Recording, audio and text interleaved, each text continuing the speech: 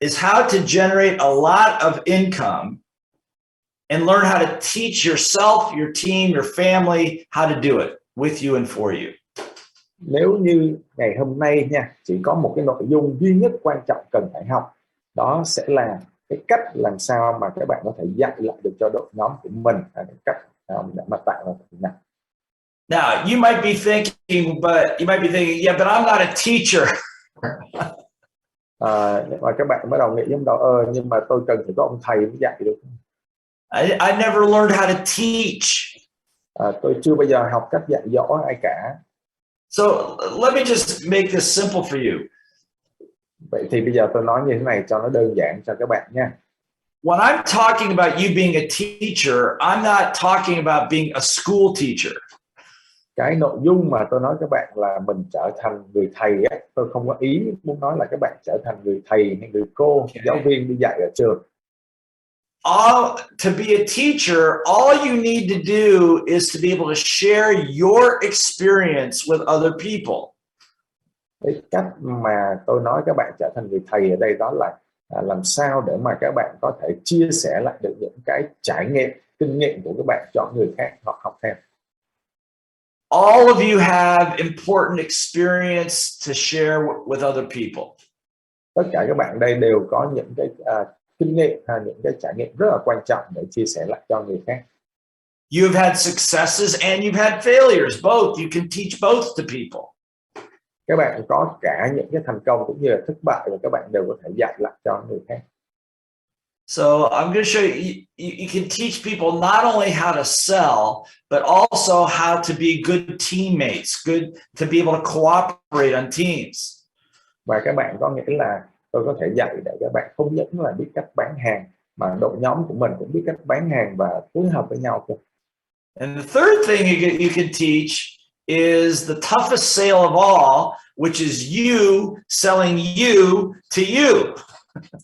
Và cái thứ ba rất là quan trọng, nó được gọi là cái đơn hàng mà bán khó nhất, đó là bạn phải bán được chính bạn cho người mua là chính bạn. Now I'm going to tell you that the last thing I just mentioned is probably the most powerful thing you can teach another person that no school teacher can teach, but you can teach it. Và cái nội dung cuối cùng mà tôi vừa mới nói đó là làm cái nội dung quan trọng nhất mà tôi khẳng định là không có trường lớp nào khác có thể dạy được cho các bạn điều đó, chỉ trừ khi các bạn học được ở đây và các bạn làm được điều đó các bạn mới dạy được. And that will change a person's life and make them productive in a matter of moments. Và điều đó nó sẽ giúp cho bất kỳ người nào có thể thay đổi được cuộc đời của họ và giúp cuộc đời của họ trở nên vô cùng đạt năng suất cao chỉ trong một vài khoảnh khắc thôi. Sorry. It's about learning how to manage that little voice between your ears. Tức là rất nhanh để đạt được điều đó, tức là chúng ta sẽ học cái cách làm sao quản lý tiếng nói nhỏ trong đầu các bạn. Okay. Now, that's first of all. Second thing you might be thinking, well, Blair, I'm not a leader. You know, I work on my own. I'm not a leader. I don't have all that charisma that you need to be a leader. Ok, đó là cái điểm thứ nhất ha. Cái điểm thứ hai có thể một số các bạn ở đây nói là trời ơi, thầy Blair ơi, em đâu có phải là lãnh đạo, là lãnh tụ gì đâu, em đâu có cái gọi là cái độ duyên dáng, cái khả năng ăn nói hấp dẫn người khác gì đâu để mà lãnh đạo người khác. But what if I told you that that's not what a leader is? Nhưng mà nếu như tôi nói các bạn rằng đó lại chả phải là lãnh đạo. A leader is a person that has courage. Lãnh đạo là người phải có được cái sự dũng cảm. How many of you have ever been afraid to do something, but you went ahead and did it anyway because you knew you needed to get it done? Bao nhiêu người trong các bạn ở đây, cho tôi hỏi nha, trong cuộc đời các bạn đã từng sợ hãi một cái điều gì đó, các bạn rất là sợ điều đó, nhưng mà các bạn biết rằng mình cần phải làm cho bằng được cái điều đó và các bạn bắt tay vào làm cho bằng được. Maybe afraid to make a sales call. Có thể là các bạn sợ nhấc điện thoại lên gọi bán hàng này. Afraid to take a chance. Các bạn sợ là ra tay bắt lấy một cơ hội nào đó này. Afraid to talk to somebody because you thought you might get in an argument. Các bạn sợ là không dám nói chuyện với người nào đó bởi vì sẽ rơi vào cái tình huống hai bên tranh cãi này. Type a 1 in the chat box if you've ever been afraid to do something. Nếu mà các bạn đã từng rơi vào cái tình huống là mình sợ không dám làm cái điều gì đó, gõ ngay số 1 vào trong chat rồi. Type on a one. Các Good. bạn gõ số 1 vào đi ạ. Tốt. Now, that's great. Now, let me ask you, how many of you went and did it anyway? How many Rồi, of you type in a 2 in the chat box if you did it anyway? rất là tốt. Nhưng mà trong các bạn vừa rồi gõ số 1 với tôi hỏi là bao nhiêu các bạn cũng là sợ đó, nhưng mà cuối cùng mình vẫn bắt tay vào làm cho bằng được. Gõ số 2 vào chat cho tôi. There you go. Yeah. Yes. Yes. See, and that's what makes you a leader. Đúng, tốt lắm, hay lắm. Và đó chính là cái điều khiến cho các bạn mới trở thành lãnh đạo thực thụ. Say, I'm a leader. Các bạn nói tôi nghe đi, tôi là lãnh đạo. Come on, point to yourself. Say, I'm a leader. Nhanh lên, các bạn chỉ ngay tay vào người mình ấy, vào mặt mình ấy và hô tôi là lãnh đạo. Leaders are not politicians. Lãnh đạo ở đây không phải là các chính trị gia. Leaders are not people with big authority all the time. Lãnh đạo không phải là cái người mà lúc nào cũng có cái uy quyền này nọ. A leader is somebody that has courage. Lãnh đạo là cái người mà họ luôn luôn có sự dũng cảm. A leader is somebody that shows other people the way to go. Lãnh đạo ở đây là người biết đứng lên chỉ đường cho người khác đi. Okay? So you're a leader. And again, you wouldn't be on this call if you were not a leader. Ok, nó là như vậy. Chính các bạn là lãnh đạo, và thực sự nếu mà các bạn không phải là lãnh đạo, các bạn đã không có mặt đây ngày hôm nay. Okay? You see, and so to understand that you're a leader, that you're also a teacher. Vậy thì các bạn cũng cần phải hiểu rõ là một khi chúng ta đã là lãnh đạo rồi, đã là lãnh đạo, cần phải xác định là chúng ta cũng phải là người thầy nữa. And once you understand some basic, simple steps of a selling process and how to master the little voice, you can teach yourself, your kids, anybody how to generate income. Và một khi mà các bạn đã nắm vững được những cái bước cơ bản trong cái quy trình bán hàng rồi đó, thì bản thân các bạn hoàn toàn có thể dạy lại cho bất kỳ ai, là không kể là chính mình, gia đình mình, ngay cả con cái của mình đều có thể trở thành người bậc thầy về bán hàng. You know, a lot of people think also that, I'm not a sales type of a person. I'm not a salesy person. Và thực sự là có rất là nhiều người tôi biết luôn là họ đang nghĩ trong đầu, em đâu có phải thuộc cái loại đi bán hàng đâu, em bán hàng dở lắm. They don't like cold calling, they don't like pressuring people. Họ sợ, họ ngại, không dám lên tiếng gọi điện cho khách hàng lạ, họ cũng không dám tạo áp lực với người khác. But what if you found out there are 5 different types of personalities that all equally sell well and generate lots of income just playing to your own strength? Vậy thì nếu như mà các bạn tìm hiểu được có tới 5 loại người, 5 nhóm người với tính cách hoàn toàn khác nhau, mà tất cả đều biết cách vận dụng những cái tính cách sở trường của chính họ, và tất cả đều bán hàng rất là tốt, thì thế nào? Some of you are networkers. You like to connect with people. Một số các bạn là thuộc cái loại người là quảng giao, các bạn có cái quan hệ rộng rãi, dễ dàng kết nối người khác. Some of you love to serve people, like to help people. Một số các bạn thì lại thuộc cái nhóm người là thích phục vụ người khác, thích giúp đỡ người khác. Some of you are very technically oriented and you love social media and things like that. Một số các bạn thì lại thuộc cái nhóm người là rất là rành về công nghệ, rất là thích sử dụng công nghệ rồi giúp đỡ người khác như vậy. If I just described your personality, type in a 3 in the chat box. Nếu như tôi vừa mới mô tả cái đặc điểm tính cách mà nó đúng là cái tính cách của các bạn, thì các bạn gõ me vào trong cái ô chat cho tôi cả. Yeah, if you're like one of those 3 different personalities. Đúng rồi, các bạn nếu như mà thuộc vào cái nhóm mà một trong 3 cái người mà tôi vừa mới nói đó, thì các bạn gõ me vào đi. Yeah, and there's 2 more. Và còn hai nhóm người nữa cơ. And so one of the other keys to generating a lot of income quickly is to play to your strength, to not try to be like somebody else, not necessarily copy somebody else, but to be yourself. Và một trong những cái chìa khóa chính để mà các bạn đạt được cái mục tiêu, đạt được kết quả tốt, đó là chúng ta cần phải chơi cái cuộc chơi theo sở trường của mình, theo đúng cái thế mạnh của mình, chứ đừng có cố để mà bắt chước người khác trở thành cái phiên bản sao chép của người khác. Now, in order to be a good teacher, you need to be a good learner. Và dĩ nhiên để mà các bạn trở thành người thầy dạy giỏi đó, thì đầu tiên các bạn phải là người học trò giỏi cái đã. And if you didn't do well in school, or that you had trouble in school, that doesn't mean you don't know how to learn.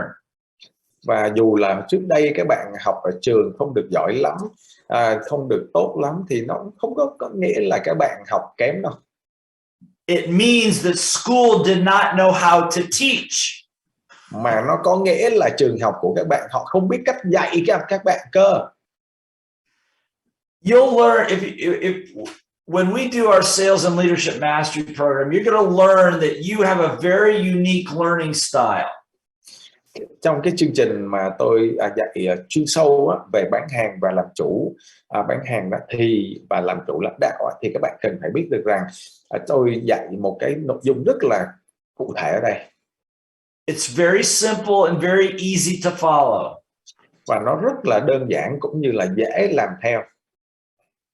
And so I've had students all over the world that within a matter of a few hours unlock a whole new ability to learn and become brilliant right in front of your eyes. Và tôi có học trò khắp nơi trên thế giới đến học trong chương trình đó. Các bạn biết là chỉ trong có vài tiếng đồng hồ thôi mà họ lột xác, thay đổi hoàn toàn và trở thành những con người thuộc về cả một cái thế giới hoàn toàn mới ngay trước mắt các bạn. And plus, if you're going to teach other people how to sell, then you're going to want to know how to teach them according to their learning style. Và dĩ nhiên nếu như các bạn muốn trở thành người thầy giỏi để dạy cho người khác những cái kỹ năng học lại từ các bạn, thì các bạn cũng cần phải biết được cái cách làm sao dạy cho phù hợp với cái phong cách học tập của học viên của các bạn. Okay, so for example, it's really kind of simple. So when we're together in September, I will demonstrate. Oh, I'm sorry, go ahead. Vậy thì cái cách ở đây rất là đơn giản, đó là khi mà chúng ta có cơ hội gặp nhau và các bạn làm việc cùng với tôi vào tháng 9 đó, tôi sẽ giúp các bạn. I will demonstrate. Tôi sẽ minh họa cho các bạn thấy. Yeah, I'll demonstrate something, then you will do it, you'll copy, you'll do it. Tôi sẽ minh họa cái nội dung đó, rồi sau đó các bạn chỉ việc sao chép và làm đúng như vậy. Then I'll correct you. Rồi sau đó tôi chỉnh sửa cho các bạn. Then you'll do it again. Rồi sau đó các bạn tập làm lại lần nữa. And within a short period of time, you're going to master these skills. Và thế là chỉ trong một cái khoảng thời gian rất ngắn thôi là các bạn có thể làm chủ được cái kỹ năng này. That's not how school worked. Nhưng mà trường học thì nó lại không phải như vậy, đúng không? School is you listen and you read and then you take a test. Các bạn thấy không? Ở trường học thì các bạn phải ngồi nghe, lắng nghe rồi đọc sách vân vân, rồi sau đó các bạn đi thi. That's not how you learn. Nhưng mà ở đây tôi dạy thì không phải như thế. There are a few people that learn like that, but it's probably less than 10%. Và thực sự cái số lượng người mà học theo cái phong cách mà tôi vừa mới chỉ rất là ít, thậm chí trên thế giới này chưa tới 10%. So if you're going to be a great teacher and leader in business, vậy thì nếu mà các bạn muốn trở thành người thầy vĩ đại, người lãnh đạo vĩ đại trong kinh doanh, I'm going to show you how to make yourself brilliant and make other people brilliant. Tôi sẽ chỉ cho các bạn cách làm sao để các bạn biến bản thân mình trở thành người kiệt xuất và cũng giúp cho người khác được như vậy. And by the way, this is not just for your team to know how to sell. Và thực sự là cái này cũng không phải là chỉ có dành riêng cho đội nhóm các bạn biết cách bán hàng như thế nào. How many of you have children? Cho tôi hỏi bao nhiêu người các bạn đây có con cái nào? Type in me in the chat box. Gõ mi vào ổ chat đi. Okay. Don't you think they deserve to have a better education? Các bạn nghĩ xem bộ con cái của mình nó không xứng đáng để được học hành tới nơi tới chốn sao? Don't you think that teaching them how to generate income and to be financially secure is an important thing? Bộ các bạn không nghĩ là chúng ta học được cái cách bán hàng có thu nhập tăng cao và có được cái an ninh tài chính không phải là điều quan trọng sao? What if your children knew how to be financially secure, how to generate income before they were 20 years old or before they were even 16 years old? Vậy thì chuyện gì xảy ra nếu như con cái các bạn trước khi thậm chí là lên tới 20 tuổi đầu hoặc là thậm chí cũng chưa tới 16 tuổi đầu nó đã biết cách tạo ra thu nhập, nó đã biết cách bán hàng và tạo ra được an ninh tài chính cho mình thì sao? Would that be good? Yes Như or vậy no? như vậy có được không? Có tốt hay không? Yes hay no? Yeah, there he is in the yellow shirt.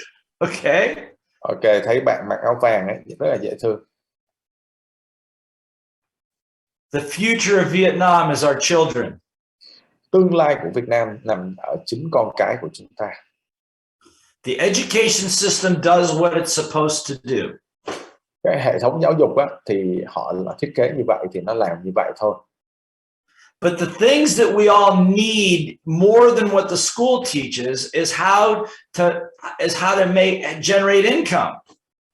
Nhưng mà cái thứ mà chúng ta cần phải làm ở đây tức là chúng ta phải học và biết cách làm sao để tạo thu nhập. How to cooperate on teams and how to be a good team player. Cái cách làm sao để chúng ta phải biết hợp tác thành đội nhóm và trở thành những người biết hợp tác với nhau. And probably the most important piece is we need to learn how to master the little voices between our ears so we can increase our confidence, increase your effectiveness. Và thậm chí cái nội dung quan trọng nhất ở đây là chúng ta phải biết cách làm sao quản lý được cái tiếng nói nhỏ trong đầu của mình để làm sao chúng ta hành động với cái năng suất cao và hiệu quả cao. How many of you have ever had your confidence go down? Bao nhiêu các bạn ở đây có được cái nội dung và chúng ta tự tin là chúng ta sẽ làm được như vậy? Type in me. Gõ vào me đi. Well, good. Yeah, me too. But what if I could show you? I'm sorry. Yeah. Và các bạn thấy tôi cũng vậy ha. Yep. But what if I could show you a technique that in 30 seconds you could take your confidence from going this way to going that way? Vậy thì nếu như mà tôi có thể dạy cho các bạn một cái kỹ thuật mà chỉ trong vòng 15 phút thôi, các bạn có thể là từ đang đi hướng này, các bạn có thể ngay lập tức bước sang hướng này. Would that be helpful? Và như vậy có tốt hay không? That would not be just helpful in sales, that would be helpful in your life. Và như vậy nó không phải chỉ là tốt cho các bạn trong lĩnh vực bán hàng mà nó còn tốt trong cả cái cuộc đời các bạn nữa cơ. Look, I mean, we are living in difficult economic times. I understand that. Và tôi biết là chúng ta đang sống trong cái thời điểm mà rất là khó khăn. Tôi hiểu điều đó. But knowing how to match your product, your service, and the right price point is magic when it comes to generating income. Nhưng mà tôi biết là cái cách làm sao để quản lý doanh nghiệp của mình rồi làm sao có được cái điểm bán hàng tốt nè, thì nó cái điểm giá tốt nè, nó cũng là một cái vấn đề khó khăn. What are the other blocks that people have to generating income and about learning is they say, well, I don't have any money. Và có một cái vấn đề nữa nhiều người bị cản trở đó là họ nói tôi không bán hàng được, tôi không tạo ra thu nhập được là bởi vì tôi không có tiền. I know I need to learn, but I don't have any money to spend on my education right now. Và tôi thực sự là tôi muốn là tăng thu nhập này nọ nhưng mà tôi không muốn học, tôi cũng chả cần đi học gì.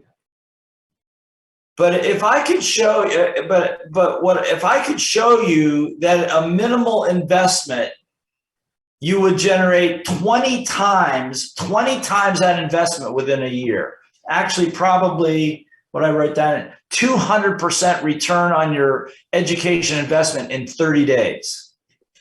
Vậy thì như thế này nha, nếu như bây giờ tôi cho các bạn một cái cơ hội là với một cái khoản đầu tư rất là khiêm tốn thôi, khoản đầu tư nho nhỏ thôi, mà trong vòng 1 năm các bạn có thể gặt hái được cái kết quả cao hơn gấp 20 lần cái khoản đầu tư đó, lãi gấp 20 lần. Hoặc là nếu như thế này nha, chúng ta có được cái số gia tăng là 200% cái mức đầu tư đó của các bạn chỉ trong vòng 30 ngày thì các bạn có muốn nghe không? Would that be good? Thì bạn có tốt không? Oh, you bet it's you bet it's good. Okay. And again, you know, a lot of people think, well, it takes too long. I need to make money now. I can't wait. Một số các bạn sẽ nói là ok, nó quá dài quá lâu rồi, tôi phải kiếm tiền ngay bây giờ, tôi không chờ được. And I'll tell you, and I'll repeat to you that the last time, three years ago, when I was in Vietnam, the group that I work with generated 9.7 million US dollars in 10 minutes. Và tôi muốn nhắc cho các bạn biết là 3 năm trước đây, trong cái chương trình tương tự mà tôi làm ở Việt Nam thì cái nhóm học viên ngày hôm đó chỉ trong vòng 10 phút thôi đã cùng nhau tạo ra được một cái doanh số khổng lồ là 9,7 triệu đô la Mỹ. How many people think that's pretty good? Bao nhiêu các bạn đây nghĩ con số đó khá tốt đấy? Okay, if it's pretty good, everybody go like this. Nếu mà các bạn thấy là khá tốt thì các bạn làm như thế này cho tôi này. Thả tim như thế này cho tôi này. Come on, let's see. Nhanh đi, các bạn làm đi. Okay, good. Awesome. Ok, tuyệt vời. And why do I do that? Và thế là tại sao tôi lại làm như thế?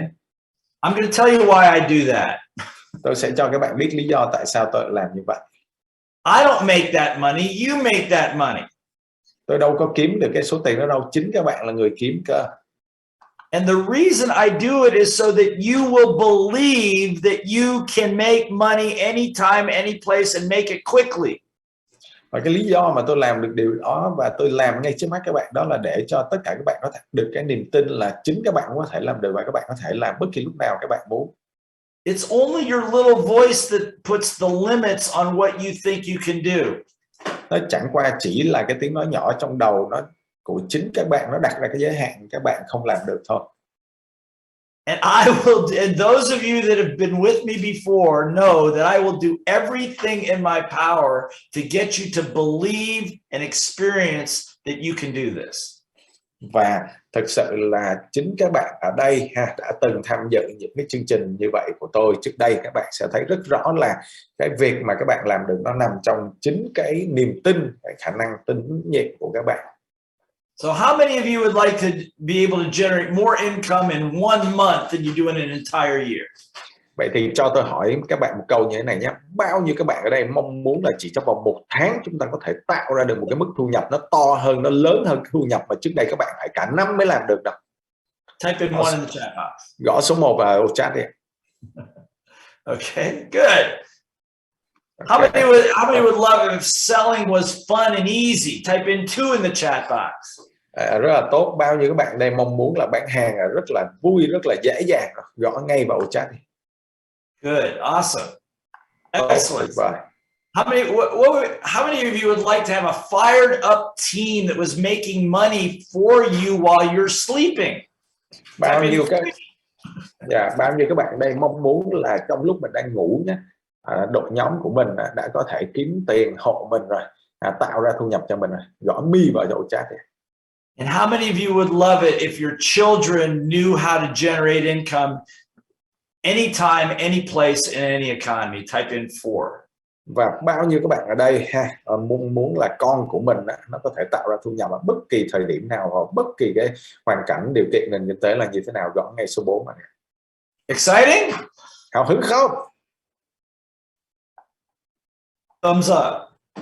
Đưa ngón cái lên đi ạ. So let me ask you, how many of you would like me to help you with this a little bit more?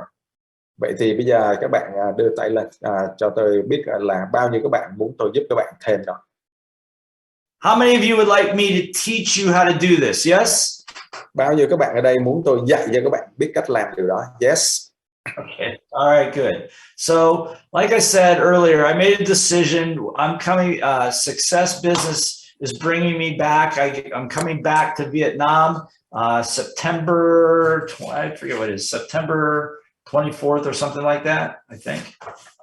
Và như tôi đã nói là Success Business mời tôi quay trở lại Việt Nam và nó là vào khoảng tháng 9. Tôi nhớ là ngày 24 September 24th and 25th. Đúng rồi, tháng 9, 24, 25 tháng 9. Okay. So, and let me explain how I'm going to help you here, how I can help. Ok, và tôi sẽ giải thích cho các bạn biết cách là tôi có thể giúp các bạn như thế nào ở đây. So, let's put this up here. Rồi, tôi bỏ cái này lên đây. Okay. So, here's the challenge right here. Đây là cái thách thức ngày đây này. Okay. A lot of people, maybe even on this call, have a desire to make more income. Rất là nhiều người, ngay cả là đang ngồi trong cái phòng của chúng ta ngày hôm nay ở đây, có cái thu nhập, có cái mong muốn là tăng thêm cái thu nhập của mình. Okay, so the goal is income, happiness, and a great lifestyle, okay? Cho nên cái mục tiêu là sao? Tạo ra tiền bạc, thu nhập nè ha, rồi hạnh phúc nè, rồi niềm vui trong lối sống của mình. So there's a lot of people that have the desire, but they don't do anything about it. Cho nên là có rất là nhiều người họ muốn nha, nhưng mà họ chả có làm cái gì để mà thực hiện được cái điều đó hết. They complain about it, Họ phàn nàn về cái điều đó, but they take no action. nhưng mà họ chả có hành động gì cả. No action. Không hành động gì hết. So their income is very low. Cho nên cái thu nhập của họ thì nó rất là thấp. But what happens is after a while, if you're tired of being broke, if you're tired of not making the money you want to make, the person actually takes action. Nhưng mà cái vấn đề là người đó sau một khoảng thời gian mà họ không có làm được, không có đạt được cái điều mà họ muốn thì họ quyết định là phải hành động. They take action and they become a learner. Họ hành động và họ trở thành một người học. That means that they study. Có nghĩa là họ chịu khó học hỏi. Now, it's interesting that a learner seeks. Và một cái điều rất là thú vị là một người học là họ đi tìm kiếm. Seeks guidance. Tìm kiếm sự dẫn dắt. In other words, they realize in order to learn, they got to learn how to learn, and they got to learn from people that can actually have a track record of being able to help them. Và thực sự cái cách làm ở đây tức là họ cần phải gặp những người thầy đã có được cái lịch sử, đã có được cái bằng chứng là bản thân họ đã làm được, và người đó giúp họ làm. They learn what their learning style is.